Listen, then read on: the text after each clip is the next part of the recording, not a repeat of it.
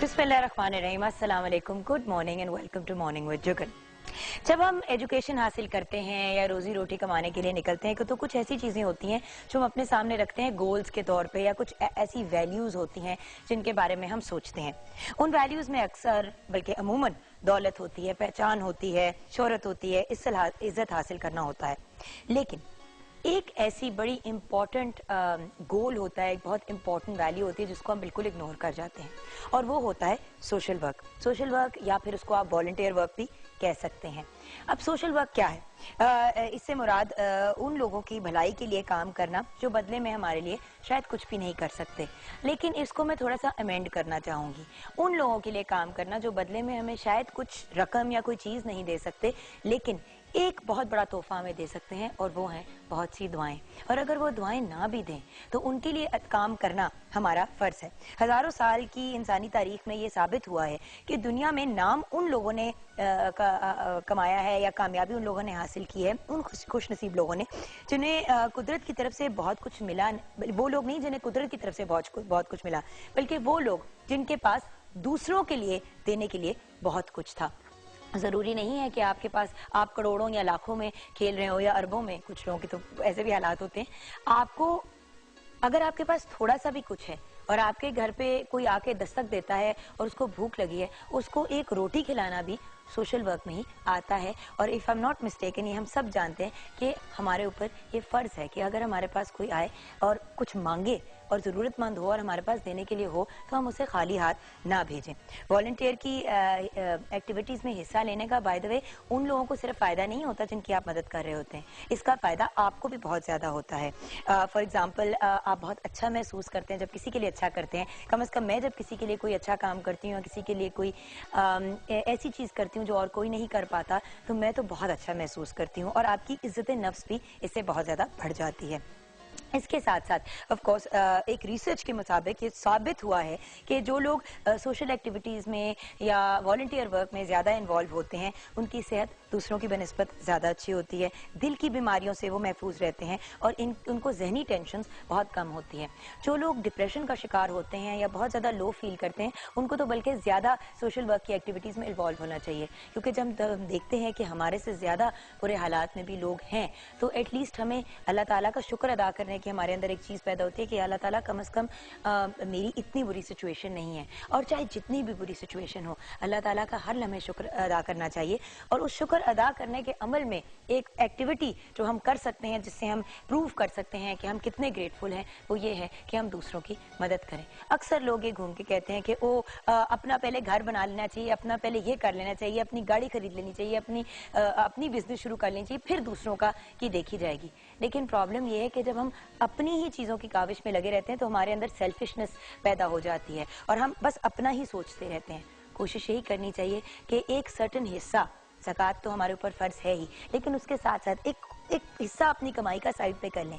मेरी एक दोस्त ज़हरा है, उनके हस्बैंड जो भी कमाते हैं उनमें से एक रकम उसने ज़कात से हट के रखी हुई है, जो वो लोगों पे खर्च करती है। चाहे वो जाके जो अर्थक्वेक के विक्टिम्स हैं उनके लिए कंबल लेनी हो सर्दियों में, या फिर जो हमारे फ्लड के विक्टिम्स थे उनके लिए खाने की चीज़ें जो ख़राब नहीं होती जल्दी वो लेना हो।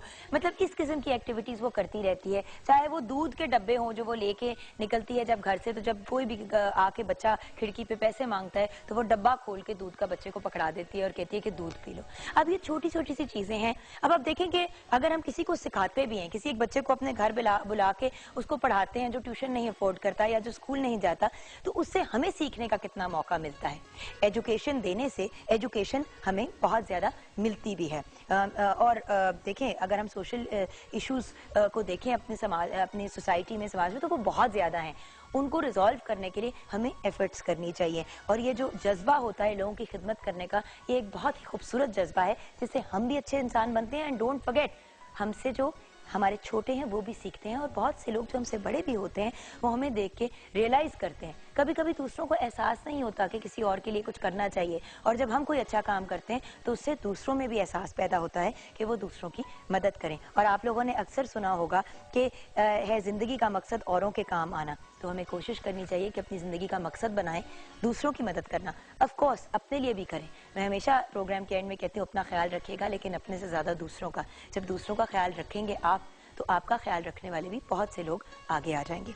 042992000628 पे आप कॉल कर सकते हैं। mj@ptv.com.pk पे ईमेल कर सकते हैं। www.facebook.com/morningwithjugan पे आप फेसबुक पे ऐड कर सकते हैं। 21 Mahmood Ghaznavi road, PTV centre Lahore पे खतूत।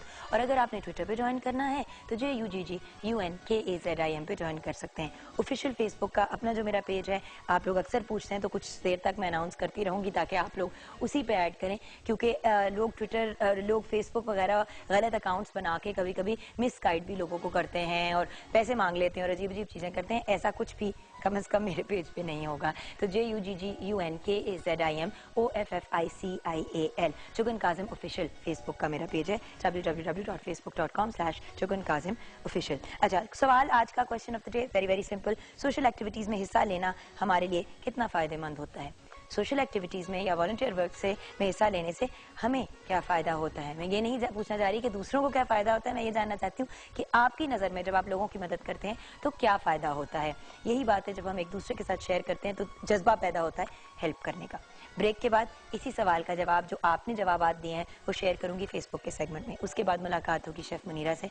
उन्होंने कमिट किया था कि आज वो चिड़ा फिश जो है वो हमारे साथ शेयर करेंगी कि उसकी रेसिपी क्या है। हम फिश वीक, अपने सी फूड वीक में फिश के ऊपर ज़्यादा तवज्जो देने, तो उसकी भी रेसिपी उनसे जानेंगे।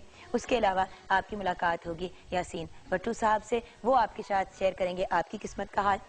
आप अपनी इन्फॉर्मेशन भेजें, लाइव कॉल्स करें, SMS करें, सारी इन्फॉर्मेशन हमें भेजें, हम उस इन्फॉर्मेशन को पुट फॉरवर्ड करेंगे। अपना नाम, अपनी मदर का नाम और डेट ऑफ बर्थ। अपना नाम, मदर का नाम और डेट ऑफ बर्थ यासीन साहब को चाहिए होती है, भट्टू साहब को, तो वो हमारे साथ शेयर कीजिएगा। हम उनके साथ शेयर करेंगे और आपको उनके सेगमेंट में सवालों के जवाब देंगे। एंड देन फाइनली गपशप विद जुगन में 2 लिविंग लेजेंड आर्टिस्ट हमारे साथ होंगे जो एब्सोल्युटली फिनोमिनल पर्सनालिटीज़ हैं। एक ऐसी पर्सनालिटी जो अब हमारे साथ नहीं है, कुछ अर्सा पहले वो हमसे जुदा हो गए। अल्लाह ताला उन्हें जन्नतुल फिरदौस में आला मकाम अता फरमाए, आमीन। उनकी भी हम बात करेंगे, ये आगे जाके रिवील करेंगे। उनसे रिलेटेड एक ट्रिब्यूट पैकेज भी तैयार किया है, पहले भी ट्रिब्यूट पेश किया था, अब भी करेंगे। कुछ ऐसी पर्सनालिटीज़ होती हैं जिनको जो हमारे दिलों में हमेशा जिंदा रहते हैं। तो लेजेंड आर्टिस्ट, उनसे बात करेंगे, उनके करियर्स के बारे में, उनसे भी उस पर्सनालिटी के बारे में पूछेंगे। ये सब कुछ होगा लेकिन एक ब्रेक के बाद।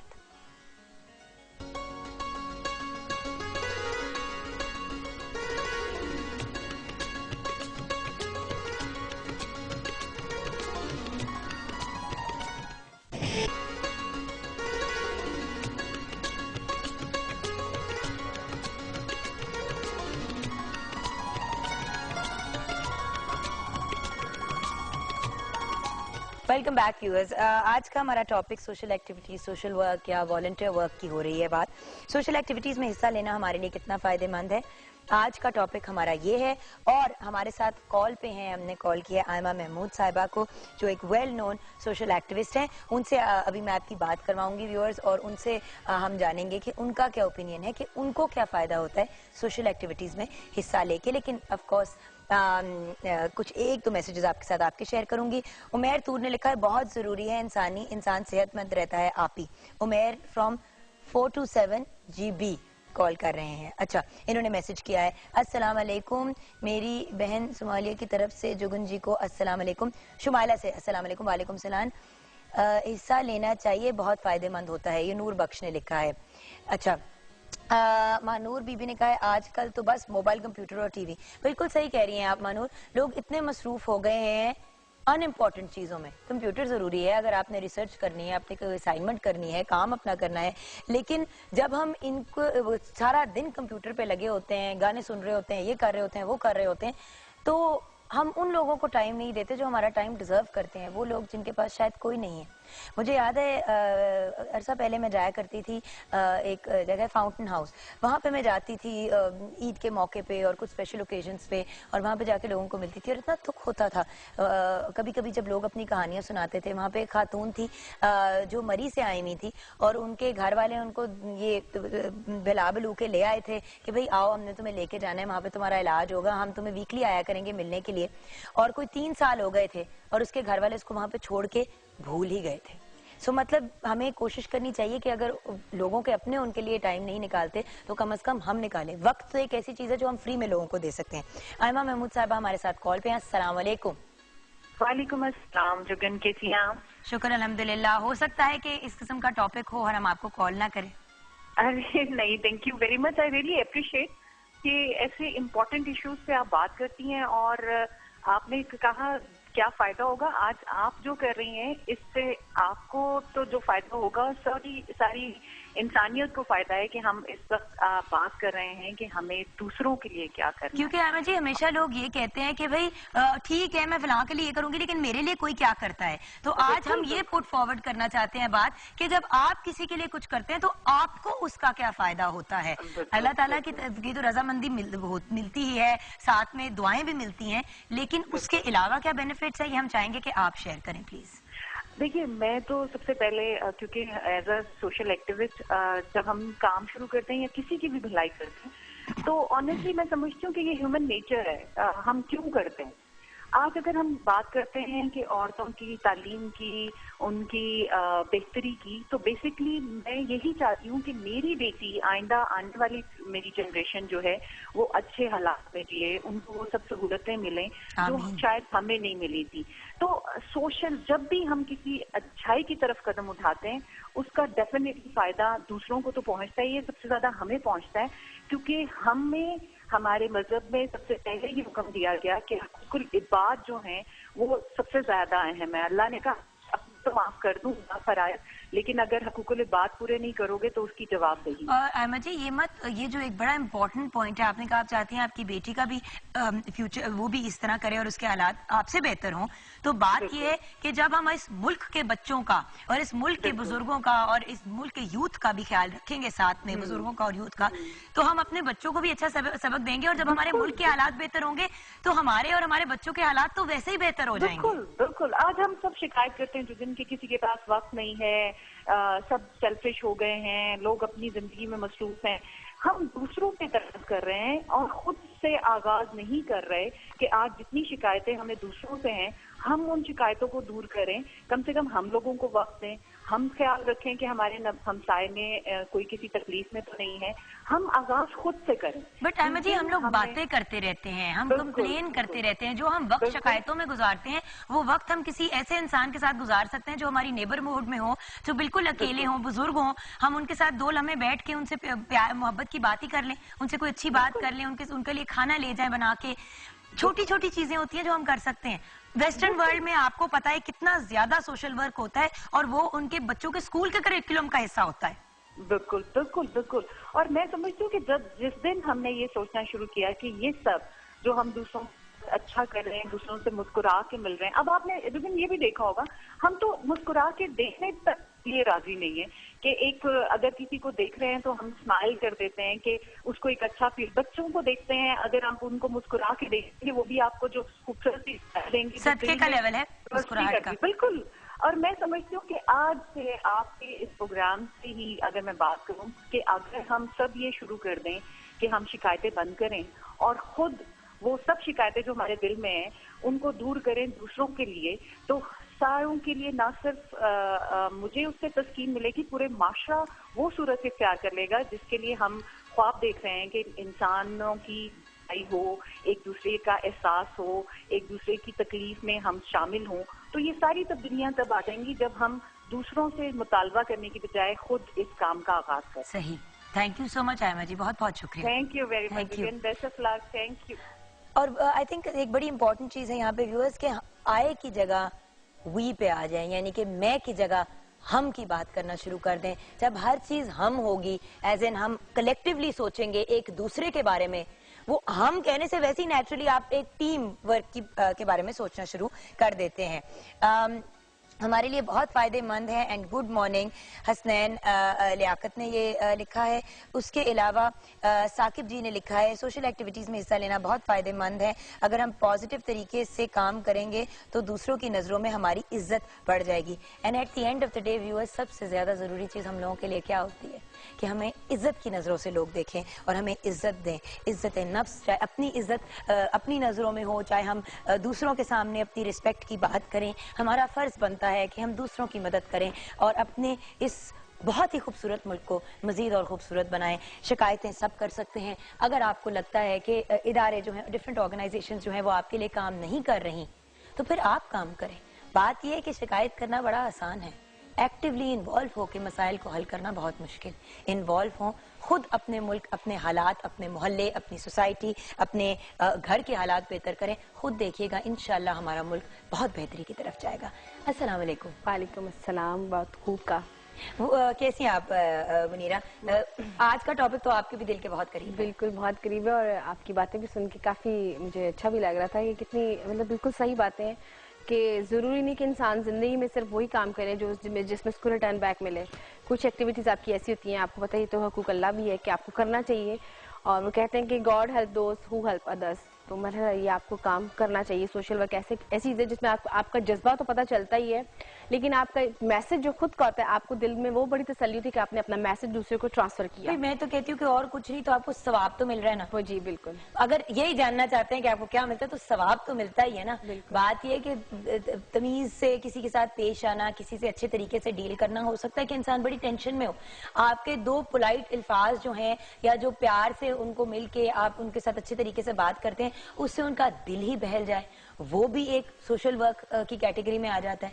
बात ये कि be good to others, others भी will be good to you. दूसरों के साथ अच्छे हो, लोग आपके साथ अच्छे होंगे, जनरल माहौल सोसाइटी का अच्छा हो जाएगा। और ये आपके अंदर की चीज होती है कि आपकी जो अंदर साइड है वो सेटिस्फाइड होती है कि आपने क्या किया है, और जरूरी नहीं कि आपने सिर्फ लोगों को खुश करने के लिए सिर्फ ये काम करना है।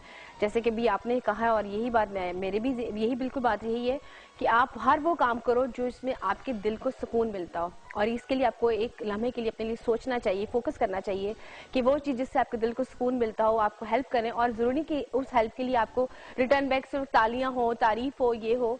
मेरा ख्याल आपको हेल्प करनी चाहिए, और ये कैसे जज्बा जो हर एक के अंदर होता है उसको सिर्फ उजागर करने की बात है, अपने सोचने की बात है कि हमने ये काम करना है और हम कर सकते हैं। सही।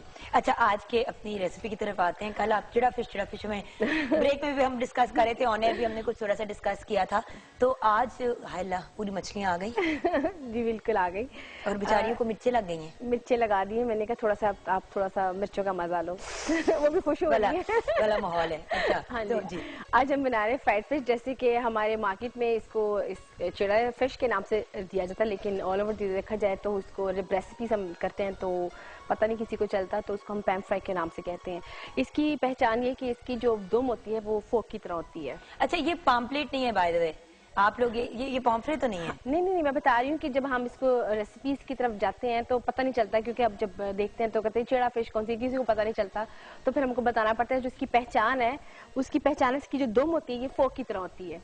ये मैं दिखाऊंगी कांटे की तरह। हाँ। नहीं, मैं पता है क्यों कह रही हूँ, क्योंकि जब मैं गई थी ना लेने के लिए मछली, भी एक सेकंड पकड़ लेंगी प्लीज ताकि वो देख भी लें। ये देखें जरा। हाँ, तो ये इस तरह होती है। अच्छा, क्योंकि पाम्पलेट क्यों छोटी ही होती है फिश। अब देखिए ना, एक छोटी वहाँ पे जो आपने कट कर दी है, वो जरा दिखाएं, जो जिस तरह आपने काटी है, उसकी दो हटा के ये, तो ये ऑलमोस्ट पाम्पलेट टाइप ही लग रही है, पर पाम्पलेट जरा ज्यादा पतली होती है और व्हाइट एंड ब्लैक में होती है। और लेकिन ये हमारी यहाँ इसकी बहुत पाई जाती है। इसकी सबसे खासियत ये है कि ये समुद्र की कराची से ज्यादा आती है, और इसकी वैसे बहुत सी इकसाम होती है, लेकिन इसकी ये कि इसकी जो खूबसूरती है कि इसका एक ही कांटा होता है, और इसको जब आप निकालते हैं बहुत टेस्टी होती है। इसको सिर्फ फ्राई किया जाता है, इसको हम इसकी ग्रेवी वगैरह में नहीं बना सकते हैं, लेकिन अगर हमारा दिल करे कि इसको हमें बनाना है तो आप हमेशा इसको लड़ा से करके इसकी सॉस बना के इसको डिश आउट करें। इसके लिए जो मैरिनेशन की जो हमें चीज़ें चाहिए होंगी वो पहले ही बता दूं कि ये अगर आप आजकल के मौसम में खाएं, जोड़ों की दर्द के लिए बहुत अच्छी है, और ये कि बहुत गर्म होती है, और ये सिर्फ आजकल के ही मौसम में अवेलेबल होती है। गर्मियों में जैसे आमतौर पर होता है हर फिश आपको मिल जाती है स्टोर से, तब ये नहीं खानी चाहिए। ये आजकल का मौसम है इसका खाने का। और जो इसकी चीज़ें हमें चाहिए होंगी, जैसे कि मैंने इसको, अगर आपने 1 किलो लिया है, इसको पूरा कट करके पीस रख के आप इसमें ऑयल लें, हल्का सा उसके ऊपर 1 चम्मच ऑयल लगाएं, और इसमें मैदा बिल्कुल तकरीबन आधा कप, इसके मुताबिक जितना आपने रखा है आपने उसके ऊपर छिड़कना है, रख दें इसके ऊपर, ठीक है। अच्छा, उसके बाद आपने करना है कि नमक हस्ब जायका लें। आपको पता है कि अगर हम बाकी मछली में जैसे नमक लगाते हैं, इसमें ऑलरेडी इतना नमक की क्वांटिटी होती है कि अगर आप इसमें ऑलरेडी लगा के रख देंगे, ज्यादा देर ना लगाएं, इसको फौरन इसको वॉश कर लें, काली मिर्च लें हस्बे जायका, पेपरिका पाउडर इसमें लें, तकरीबन आप हाफ टेबल स्पून ले लें, साथ में लेमन जूस लें 1 खाने का चम्मच, साथ में बेसन लें 2 चम्मच और अंडा लें 1 अदद, हरी मिर्च की पेस्ट लें 2 चम्मच, अदरक पेस्ट लें 2 चम्मच। इन सबको अपने लगा नस्ल की मिर्च लगा दें इसको। हाँ, इसको लगा के रख दें। इसकी जितनी देर पड़ा रहेगा ना, तकरीबन 2 से 3 घंटे इसकी मैरिनेशन है, आप इसको पड़ा रहने दें। अच्छा, एक सेकेंड, आपने कल एक बात समझाई थी कि जुगन मछली के ऊपर नमक और पता नहीं क्या लगा के उसको रख देना चाहिए ताकि वो उसकी स्मेल खत्म हो जाए, तो इसके साथ भी वही करना चाहिए? सिरका और नमक इसके साथ भी वही करना चाहिए, लेकिन इसमें चूंकि समंदर की होती है ना, इसमें ऑलरेडी नमक बहुत होता है, इसमें नमक ज्यादा देर ना लगा रहने दे। मतलब लगाएं बट बहुत कम देर के लिए और वॉश कर दें। इसके साथ जो मैंने ऑप्शन रखा ना, साथ मैदा लगा दिया ऊपर। अच्छा, ताकि वो ज्यादा इसकी वो जब हम वॉश करेंगे तो ये बहुत सॉफ्ट मछली होती है, और जब होता है इसलिए इसको फ्राई किया जाता है, इसको ग्रेवी वाले सालन के साथ नहीं बनाया जाता, वरना ये खराब हो जाती है। तो इसके लिए ये कि आप इसको जब वॉश कर लें तो इसको उसके बाद फिर मैरिनेशन लगा दें। हाँ, फिर मैरिनेशन हमेशा ये होता है कि फिश को वॉश करने के बाद ही मैरिनेट किया जाता है। मैरिनेट के बाद वॉश कर देंगे तो उसका वो सारा कुछ लोग करते हैं। हाँ, कुछ लोग कर देते हैं, लेकिन उसको बाद आप कर दें। अच्छा, फिर और इसको मैं सर्व करूंगी एक सॉस के साथ। अगर आप रोटी के साथ खाएंगे तो सॉस आपको बहुत अच्छी लगेगी, बड़ी डिफरेंट सॉस है।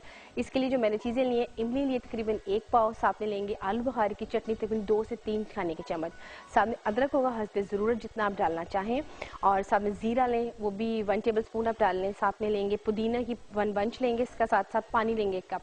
इन सब चीज़ों को मैं चॉप करूँगी अदरक में डाल के, इसमें इमली की चटनी, आलू बुखारे की चटनी, साथ में होगी पानी। इसको मैं थोड़ा सा पकाऊंगी, जब पक जाएगा फिर उसके बाद पुदीना और हरी मिर्चों को जब मैं ब्लेंड करूँगी जीरे के साथ, हल्का सा सॉल्ट एंड पेपर वगैरह नहीं इसमें? वो आपकी ऑप्शनल होती है, आप क्योंकि मछली ऑलरेडी फ्राइड होती है, तो अगर आप उसको ना भी डालें तो मर्जी है। और इसके साथ एक और चीनी नहीं डलती इसमें? नहीं, मैं चीनी नहीं डालूंगी। ओके, क्योंकि अक्सर जब इमली का नाम आता है तो उसके साथ एक लेकिन चम्मच आलू बुखारे की चटनी जो मैंने बता दी उसमें आपको ऑलरेडी चीनी होती है, इसलिए आपको जरूरत नहीं है इस चटनी में डालने की, क्योंकि चटनी आलू बुखारे की जो बनी होगी उसमें आपकी ऑलरेडी चीनी होती है।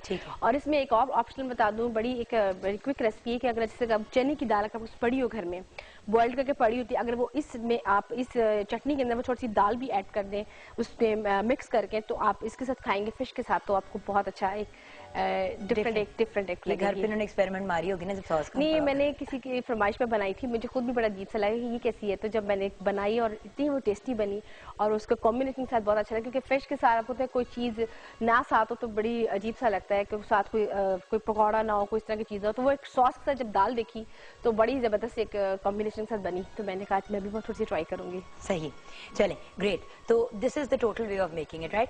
और फ्राई कितनी देर के लिए करना है बोथ साइड्स पे? मछली का एक बड़ा प्रॉब्लम होता है, वो ओवर कुक हो जाती है। बिल्कुल, इसकी जो फ्राइंग टाइम है, इसको मैरिनेशन टाइम तकरीबन जैसे तकरीबन हाँ है, और जब ये मैरिनेट आपकी पड़ी होगी तो एटलीस्ट आपकी प्रिपरेशन जो टाइम होगा जब इसको फ्राई करेंगे, आपका टेम्परेचर जब आपकी तकरीबन 3 मिनट में आपका ऑयल गर्म हो जाए, आप इसको लगा के देखें कि आपको उसकी गर्म जलन तो नहीं हो रही, जब देखें हो गए आप इस पर अपनी मछली डाल देनी 7 मिनट एक साइड पे और 3 मिनट एक साइड पे। वो 3 मिनट इसलिए मैंने कहा है क्योंकि जब 7 मिनट एक साइड पे मछली पड़ी रहेगी, वो डीप फ्राई होगा तो ऑलरेडी कुक हो जाएगी 2 साइड से, और उसको ज्यादा पलटना है 3 मिनट बाद, तकरीबन 7, 9, 10 मिनट आपकी मछली का 1 पीस रेडी होगा, 1 पीस नॉट होल, 1 करके आप डालें। अगर तो तकरीबन अगर बहुत बड़ी फ्राई है तो आप एटलीस्ट 15 मिनट्स कर लें, दोनों को बहुत को टाइम दे दें आप, क्योंकि याद रखें जब आप दो या 3 चीजें डालते हैं तो टेम्परेचर कम होता जाता है। और आग हमेशा बहुत ज्यादा तेज नहीं रखनी है ना बहुत आहिस्ता रखनी है, बिल्कुल दरमियानी रखनी है, ये नहीं कि वो कड़क जिस तरह पकौड़ों के लिए सड़ती गर्म तेल होता है, ऐसे नहीं, बिल्कुल ऐसे। अच्छा, चले आप अपने काम में मसरूफ हो जाएं।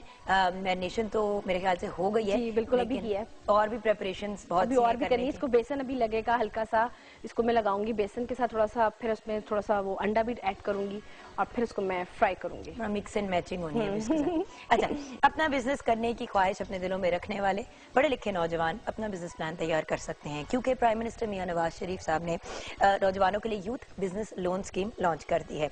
इस स्कीम से लाखों नौजवान फायदा उठा सकते हैं और हर नौजवान फायदा उठा सकता है, मेल या फीमेल। 20 लाख तक का लोन एक नौजवान हासिल कर सकता है। फेडरल गवर्नमेंट ने 100 अरब की रकम इस लोन के लिए अलहदा कर रखी है। कर्जा वापस देने के लिए मुद्दत जो है वो 7 साल की है और तरजीह दी जाएगी एजुकेटेड यानी पढ़े लिखे नौजवानों को। 50% रकम जो है वो खवातीन के लिए मखसूस की गई है, मजदूरों के लिए 4% और शुहदा की फैमिलीज के लिए 5%। कर्जा लेने के लिए वो नौजवान की उम्र 21 से 45 यानी 21 to 45 होनी चाहिए। पहले मरहले में national bank and first women's bank जो है वो आपसे कर्जे के लिए आपको हेल्प आउट करेंगे। बैंक को स्पेशल ऑर्डर दिया गया है कि 15 दिनों के अंदर अंदर लोन को प्रोसेस कर दें। उसके अलावा बेरोजगार नौजवान भी अप्लाई कर सकते हैं, but at the same time अगर आपके पास जॉब है तो तब भी आप अप्लाई कर सकते हैं। जरूरी नहीं है कि आप सिर्फ बेरोजगार हों, और इंशाल्लाह आपका लोन अप्रूव हो जाएगा अगर सारी जो है वो चीजें आपकी पूरी हो जाती हैं। इस प्रोग्राम की खास बात जो है वो मेरिट और शफाफियत है और सूबों के लिए कोई स्पेशल कोटा नहीं रखा गया। व्यूअर्स, एक छोटी सी ब्रेक लेंगे। ब्रेक के बाद जब वापस आएंगे तो आपकी मुलाकात होगी यासीन भट्टू साहब से। भट्टू साहब से जानेंगे आपकी किस्मत का हाल, आपका नेम, आपकी मदर्स नेम और आपकी डेट ऑफ बर्थ, और ऑफ कोर्स आपका जो क्वेश्चन है वो बड़ा क्लियर रखिएगा, और अगर किसी और के बारे में पूछना है तो फिर उनकी भी सारी इन्फॉर्मेशन साथ रखिएगा। मिलते हैं ब्रेक के बाद।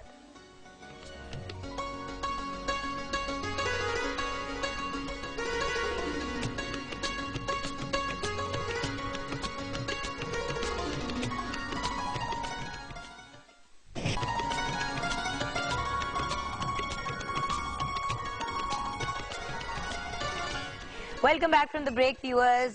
जैसे कि आप जानते हैं और काफी देर से मैं अनाउंस कर रही हूँ, यासीन भट्टू साहब हमारे साथ हैं।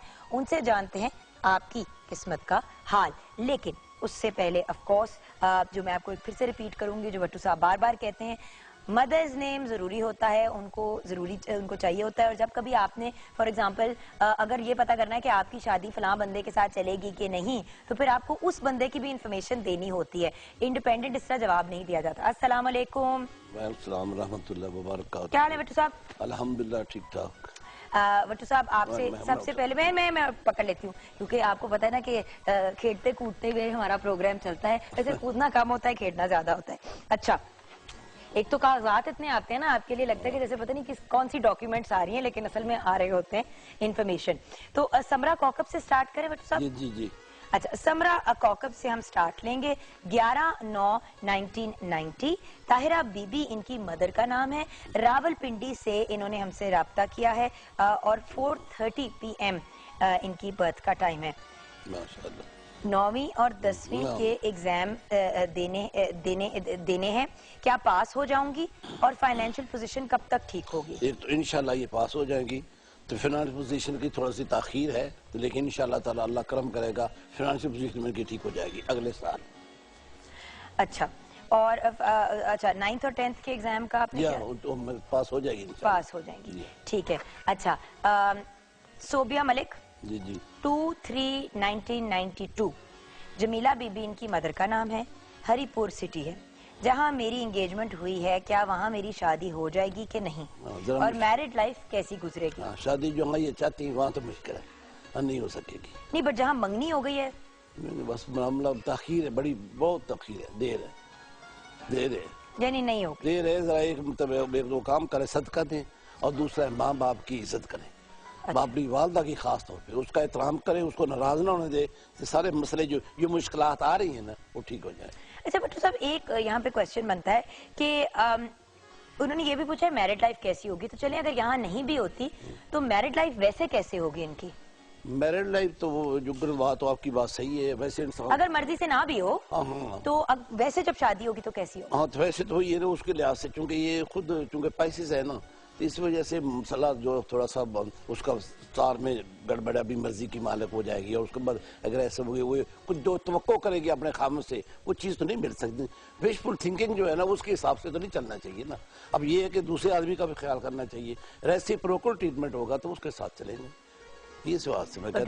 दूसरा नंबर इनका एक 8 नंबर है ना, जरा वो उसमें प्रॉब्लम क्रिएट करता है। उसके लिए मैंने बता दिया कि माँ बाप की इज्जत करे, इससे ज्यादा अच्छा वजीफा ही कोई नहीं। और सबसे बड़ी बात यह कि जो माँ बाप की इज्जत करता है उसको माँ बाप की दुआएं लगती हैं, और वो कहते हैं ना कि अपनी दुआ लगे या ना लगे, माँ की तो जरूर दुआ लगती है। दुआ अर्श मौला तक जाती है। अच्छा, कॉलर है एक भट्टू साहब, ये आपको लिखना। समरीना नाम है इनका, समरीना। जी जी। अपने बहनोई के बारे में पूछना है इन्होंने, लेकिन अच्छा। अस्सलाम वालेकुम समरीना। अस्सलाम वालेकुम शुक्रिया, कैसी हैं? शुक्र अल्हम्दुलिल्लाह, आप बताएं आप कैसी हैं? बिल्कुल ठीक। जी समरीना, बहनोई के बारे में पूछना है। जी जी। अच्छा, तो उनका नाम क्या है? आमिर जावेद। आमिर जावेद।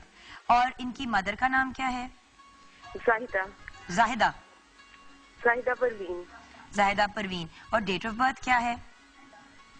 4 जनवरी 1974। अच्छा, और सवाल क्या है? फाइनेंशियल प्रॉब्लम्स बहुत से आते हैं, बिजनेस कोलैप्स हो गया है और लोन्स बहुत ज्यादा हैं। अच्छा, तो कर्जों के नीचे बेसिकली दबे हुए हैं और हाँ फाइनेंशियल सिचुएशन ठीक नहीं है। हाँ जी, और हेल्थ प्रॉब्लम भी है, बैकबोन जो है शायद आई थिंक में प्रॉब्लम है। मतलब यही पूछना है कि फाइनेंशियल और हेल्थ की फेस कब ये तक आपकी चलेगा। बहन के हस्बैंड हैं? हाँ जी। ठीक है, थैंक यू समरीन। अच्छा, बहन का भी पूछ लें।